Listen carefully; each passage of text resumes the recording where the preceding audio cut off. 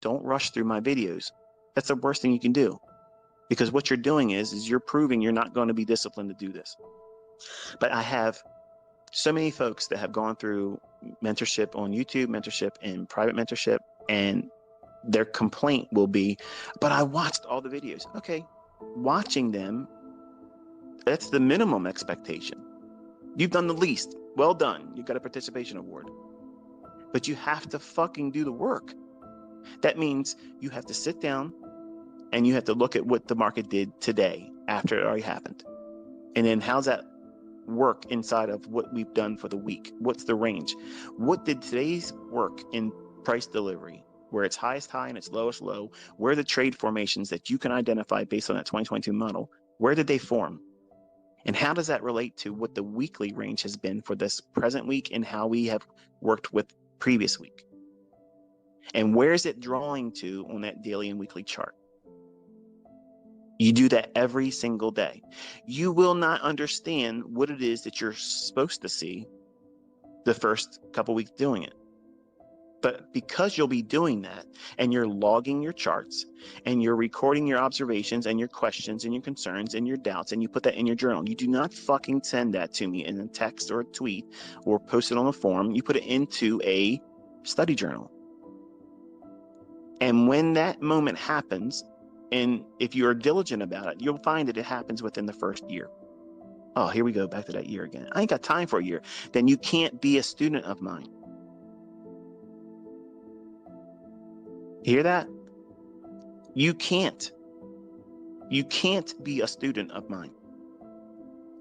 You're coming here with an expectation of, I need to learn it the way I want to learn it. Then that means you know it. You know what it is you need to know. When you don't know what it is that you need to know. See, that's the arrogance and the impatience of this culture today. And that's what I get. I lose my impatience with the folks today. And that's the reason why I built in a lot of shit that makes you have to work for it. Because I don't have time for people that are lazy. Because I know I can't fix your laziness. I can't fix that. But I can make people profitable. I can make them consistent. I can do that. I can lay the resources in their hands the right way, the right approach. And if they do that after they've fixed themselves, they have every advantage in the world of being consistently profitable. Will they lose money? Yes. Every trader loses money. But those losses won't incur to a degree where they lose their mind because they understand how they wreck themselves because, oh, I'm doing more trades than I should because I'm worrying about that bad feeling of that I have a losing trade. I have a losing trade. So what? Your spouse is going to ask you, did you make money today? No, I did something wrong. It didn't pan out. Oh, okay. Don't worry about it, honey. You will get there tomorrow or you'll get it back. That's the encouraging spouse. If you know that about your spouse, that they're not going to be equipped to be like that, then you don't fucking talk about trading with your spouse. See how that works? You sit down with your spouse and say, look, how are you going to approach this if I lose money? Because if you lose your shit about it, we need to come to agreement right now before I go any further. This is what I'm willing to risk. This is what I'm willing to invest in time and money. Are you in agreement with that? That has to be sorted out. Because if you go in selfishly saying, look, woman, this is the way it is. And if you don't like it, there's the door. Don't let it hit you in the ass. Because I'm going to tell you something. She might do that. And you're going to see how impossible it is to fucking trade profitably. Because your heart's going to walk out the door with her. Oh, no, it ain't. It will. It fucking will. And if you don't think so, wait till you see her with somebody else. Your trading will turn to shit real quick. So you have to worry about all those things that people don't write about in books.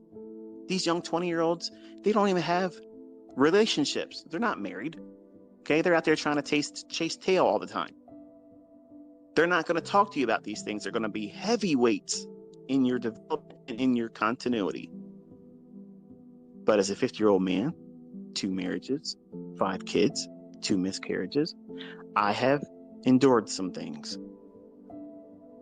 And I know how those things impacted me. And I'm not ashamed to tell you how they impacted me because it's raw and it's real. And I know that there are people out there like me and have got it worse. See, I didn't have to pay child support when I got with that gold digger because I took extreme measures. But we had joint custody. So I did half. She did half. And that was it. But some of you out here made poor choices, didn't manage your relationships well, and you've created children that you were not really responsible for. And now you have to pay a whole lot of money in child support. Own it. Be a fucking man and own it. Take care of it. And this is one way you can do that. And guess what? You could also become a positive role model for your child. That relationship failed? Okay. But don't fail as a parent. But if you have those things wrestling with, all these failures in life, they're going to weigh on your decision making. They're going to weigh on your development as a student. And to ignore them or pretend that that's not true, you're lying to yourself and you're wasting your fucking time. Because I'm telling you, every person has regrets. Every single one of us do. And if you've not wrestled with that and sorted it out and forgiven yourself and that other person, you're going to be motivated by all the wrong things. And my videos, my teachings, my mentorship, and even sitting down with me live pointing out shit before it happens in the chart next year is still going to fucking cause you to lose money. And because you are weak-minded, you're going to say these things don't work, despite all the evidence saying otherwise. Because you need to say those things to exist. Because you can't take ownership. That you are the problem. Much like I was the problem when I first started. I was the problem. When I was 20 years old, everything. Larry Williams honestly could have sat down with me, okay, and said, here, this is what you do. Do this, do that. And I could have made money, and I still would have fucked it up. Now think about that. That's your fucking mentor telling you this. Michael Joe Huddleston, ICT himself, Larry Williams, could have invited me to his fucking home and spent months there teaching me in one-on-one. And I could have made money with him helping me right there. And I would have went home, and guess what would happen? I would have blown my fucking account still. I would have lost money still. And I would have fucking vilified him then. Why? Because I didn't have my shit together. My head wasn't right. I was going into trading for all the wrong reasons. I wanted to prove my self-worth to my ex-wife. I wanted to win her back. That's what I was doing it for. And you can't do that, folks. You can't have these self-worth driven purposes in trading. You can't. Now, that's a byproduct of being consistently profitable. That happens, as a natural order of things. But that shouldn't be, and it should not be, ever the reason why you're pushing the button. Now, it can be encouraging factors that keep you studying. But anytime you ever sit down and take a trade or push a trade button, whether it be demo, paper, or live, if the last thought you had in your mind was painful, hurtful, or envious, or wanting to prove something to somebody else, I promise you that trade is going to be toxic. It's going to be poison. And you don't get that in books. You don't get that from 20-year-old mentors on YouTube, Instagram. You don't get it from people that haven't really gone through some shit. It doesn't get more real than this. So to study with me properly, that's the shit you got to sort out. It might be something as trivial as, maybe in COVID you gained weight. Maybe that's bothering you. Maybe it's plaguing you. Maybe it's a health disorder that you developed, and it's taking the steam out of you. Maybe it's an injury. It doesn't have to be something on a relationship side of things, but something has, beaten you down to where you feel like your self-worth has been reduced to such a degree that you're now trying to do things to distract you from that. Instead of just saying, you know what? This happened. Just like it happened to me. I was a young man, 18 years old, got married to a 16-year-old girl that I lost my virginity to. I loved her. She looked like Alicia Silverstone, and she was just my heart. And when she left a year and a half after marriage, it fucked me up. Like, it fucked me all up. And that's when I was really trying to be something I couldn't be before I was ready. I wanted to be what you hear me now. Like, I know what I'm doing now. I know what I shouldn't be worrying about. I know what I should focus on. I know what I'm capable of. But I was in a rush to get that in a month. I wanted to be able to make $100,000 a week then. That was impossible for me. But back then, it was going to be possible. Because if I had to move mountains, I'm going to do it. Like every 20-year-old. They think they can, blow harder than the wind. But these things are going to be real issues in your development. And it's not easy. And I don't have fixes for everything. But I do know root causes, and there were root causes in mine.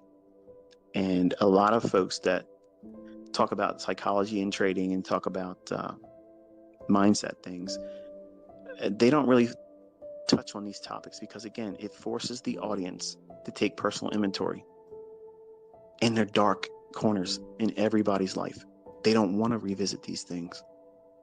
They don't want to have to say, you know what, you're right. I'm not as perfect as everybody else thinks I am. They don't know these things about me, and I don't want to make it known. You don't have to make it known publicly, but you have to wrestle with them personally and fix them, because they will creep into your trading, your development, and they will hinder you. And in many cases, in the extreme, they will deny you success. And it's not because the concepts or the method doesn't work. It's because you're trying to do something that's impossible right from Jump Street. And you're being motivated to make decisions financially because you're emotionally charged. You're trying to feel good versus, am I trading the model? Am I controlling and managing my personal risk? Am I following the rules when taking potential profits and getting those profits in partials when it's made available to me? Or am I too worried about being perfect so that way I can brag about it to my friends and coworkers that I made the weekly salary of the highest paid person in your department? These people should not be an influence to you. What they're doing, that's their walk, that's their life, that's their thing. You're here to learn how to make fucking money. That's it. You're not here to look fucking cute. You're not here to be Billy Badass. You're not here for a fucking image. You're here to make money. Dinero. Okay? That's what you're here for. If you're not here to get the scratch, don't come over here. Because the way I do things, it isn't going to be sugar-coated. I'm not going to present this in a well-packaged program where everybody can subscribe to it. I'm really glad that this rant came play. I can't make you feel good all the time. And you develop. Sometimes you need to have a woodshed moment. And most of you, and unfortunately it's the males, most of you are walking around with blinders on. You want here's the technical entries, here's the mumbo jumbo, the fucking lingo ICT talks about, and hey, I'm doing trades like him. But you're not sharing all the other times you're doing it wrong. And you know that's the truth. There's a lot of you that are very, very busy sharing your examples with me. And I can tell who you are because of the level of examples you're sharing. And you're only sharing the ones you're winning. And you know that's the truth. Stop. You're doing that because you want a like or heart by me, and that's going to scratch that little itch, that emotional nudge that you need that's distracting you from what? The ones you did wrong. You wasn't ready for that, were you? See, when I taught people one-on-one, they didn't have that luxury of hiding what they were failing in. They showed everything. And that's the best way to learn. Be honest. If you've done something wrong, share that and say, this is what I did wrong, and this is what I've taken away from that experience. How many of my students are doing that on Twitter? If there's 5, that's more than I thought. But everybody's showing you what? The positive. I'm encouraging you all to start sharing where you did it wrong, what you thought you saw on the chart, and what you gleaned from that error. Because that will be a huge encouragement to the community. And also, it'll encourage me as a mentor, because I lose too. I do it wrong sometimes. There's no shame in that. But you have to, number one, know in the heart of hearts, every facet in your being, when you go in and you start pushing that button, you're doing it because you know you're following that model. You're not trying to replace a bad feeling, a bad thought, or a sense of self-worth.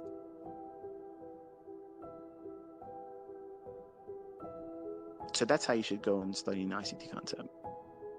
If you don't go into the content with a clear mindset, you're not going in there hindered with shit that's bogging you down emotionally and psychologically.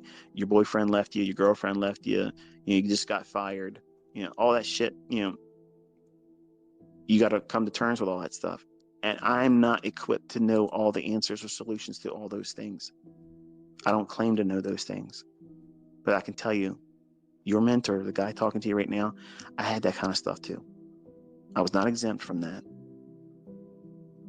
And it made it harder for me. It did. And when I had initial success, I had it earlier than 6 years, but I wanted it to be better. So I changed a lot of things, and it went to a shit show because I wanted it to be really superhuman perfect. I had to go back to the drawing board. I really had it like 3 years, just really technically like 2 3/4 years.